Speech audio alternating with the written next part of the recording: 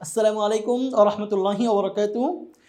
প্রিয় নবম ও দশম শ্রেণীর শিক্ষার্থীবৃন্দ, আশা করছি মহান রব্বুল আলামিনের অশেষ রহমতে তোমরা সবাই ভালো আছো, সুস্থ আছো, আম, আনন্দে আছো, পড়াশোনার সাথে আছো। আমি এবং আমরাও আলহামদুলিল্লাহ ভালো আছি, সুস্থ আছি। আম, কথা বলছি টেকনিক এডুকেশনের ক্লাস থেকে। তোমাদের সাথে কথা বলবো 4টা হাদিস নিয়ে আজ। সৃষ্টির সেবা, সর্বোত্তম মানুষ, পরোপকার এবং ধৈর্য সম্পর্কিত হাদিস।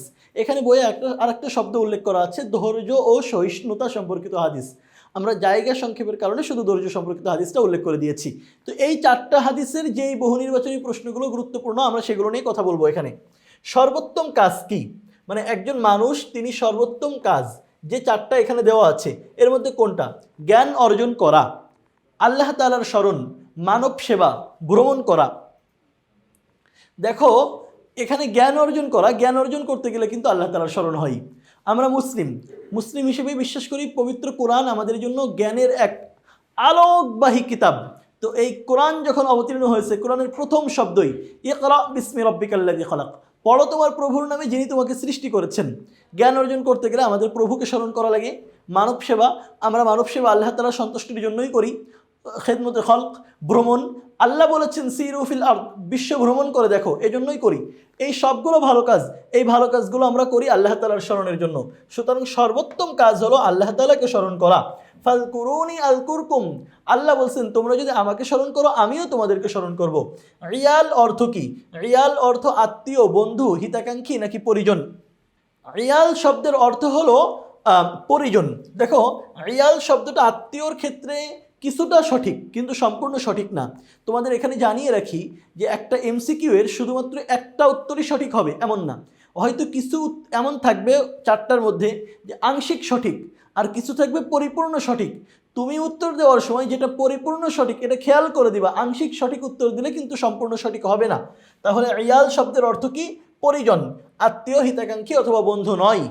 সৃষ্টির প্রতি ভালোবাসা প্রদর্শন করা ইসলামে কি? মূল কথা, আদর্শ, ভিত্তি নাকি বিধান? দেখো, এটা ইসলামের মূল কথা না যে সৃষ্টির প্রতি ভালোবাসা প্রদর্শন করতে হবে। এটা ইসলামের ভিত্তির 5টার একটাও না, এটা ইসলামের বিধানও না, বরং এটা হলো ইসলামের আদর্শ।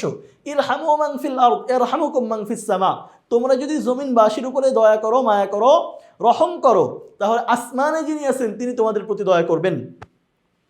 এর পরের প্রশ্ন হলো, এক মুসলমান তার অপর মুসলমান ভাইয়ের প্রয়োজন পূরণে উদাসীন থাকে, ভীত থাকে, সচেষ্ট থাকে নাকি অমনোযোগী থাকে? এক মুসলমান তার এক মুসলমান ভাইয়ের প্রয়োজনে সচেষ্ট থাকবে, কতটুকু প্রয়োজন পূর্ণ করতে পারবে সে চেষ্টা করবে। তাহলে এই প্রশ্নের সঠিক উত্তর হলো সচেষ্ট থাকে। আমরাও আমাদের মুসলমান ভাইদের, অন্যান্যদের প্রয়োজন পূরণের জন্য আমরা যতটুকু পারি আমাদের সাধ্যের মধ্যে থেকে সচেষ্ট থাকব। তুমি আল্লাহর প্রিয় পাত্র হতে চাও, তোমার করণীয় হলো পরোপকার করা অবশ্যই, ব্যবসায়ে সততা রক্ষা করা অবশ্যই, আল্লাহর সৃষ্টির প্রতি দয়া করা, সবগুলোই সঠিক। সুতরাং এই প্রশ্নের মধ্যে আমরা বেছে নেব যেখানে সবগুলো সঠিক দেওয়া আছে। সবগুলো সঠিক কোথায় দেওয়া আছে? আমরা দেখতে পাচ্ছি ঘ নম্বরে। সুতরাং এই প্রশ্নের সঠিক উত্তর হলো ঘ নম্বর, যে আমরা যদি আল্লাহ তাআলার প্রিয় হতে চাই তাহলে আমাদেরকে পরোপকারও করতে হবে,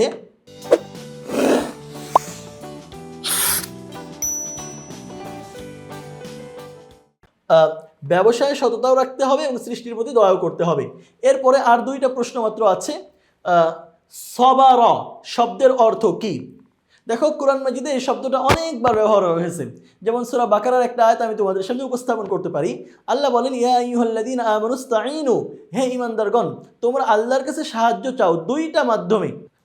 ইয়া আইয়ুহাল্লাযীনা আমানুস্তাঈনু বিস-সাবরি ওয়াস-সালাহ, ধৈর্যের মাধ্যমে, নামাজের মাধ্যমে। এরপরে আল্লাহ চমৎকার একটা কথা বলেছেন, ইন্নাল্লাহা মা'আস-সাবিরিন, নিশ্চয়ই আল্লাহ তাআলা ধৈর্যশীল ব্যক্তির সাথে থাকেন। তো সবর শব্দের অর্থ ধৈর্য ধারণ করা, ভীতি প্রদর্শন করা নয়, সাম্য দেখানোও নয়, লোভ করাও নয়, বরং সবর শব্দের অর্থ ধৈর্য ধারণ করা। এই প্রশ্নের সঠিক উত্তর হলো গ নম্বর। মুমিন বিপদের সময়ে কি করে? হতাশ হয়, ভেঙে পড়ে, ধৈর্য ধারণ করে, অস্থির হয়ে ওঠে। হতাশ হওয়া এটা মুমিনের কাজ নয়, ভেঙে পড়া এটাও মুমিনের কাজ নয়, অস্থির হয়ে ওঠা এটাও মুমিনের কাজ নয়, বরং বিপদের সময় মুমিন যেটা করে সেটা হলো ধৈর্য ধারণ করে।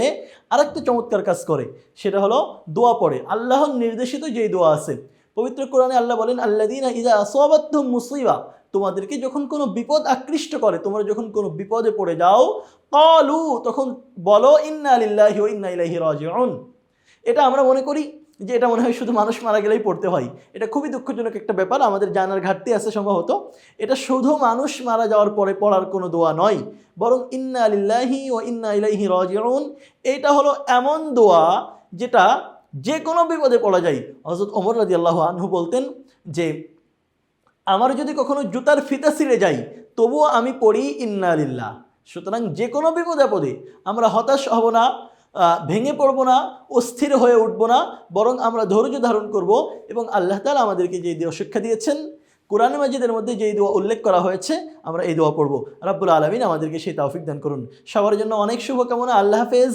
আসসালামু আলাইকুম ওয়া রাহমাতুল্লাহ।